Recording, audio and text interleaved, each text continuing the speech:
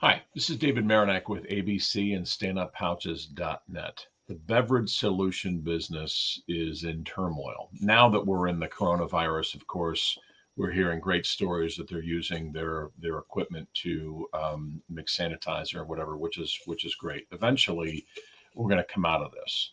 When we do, one of the biggest issues a lot of beverage companies are dealing with is their supplies of cans, printed cans especially, whether that be the big, the small, the little stubbies, the 200 mLs, whatever that may be. One of the cool things that we have is an overseas operation, actually three different manufacturers that we visited and vetted that can get us the printed aluminum cans in 35, 40 days. Not the year and a half that the domestic companies that are dealing with, but aluminum cans in about 35 days.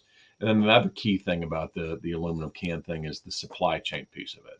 So contact us. We're here to help. There's a lot more than just the cans themselves, but of course getting into the supply chain and eliminating the lead time and whatever it is that we can hold inventory here on the states or in the states. So a lot more to talk about, but I hope this was helpful. And thanks again.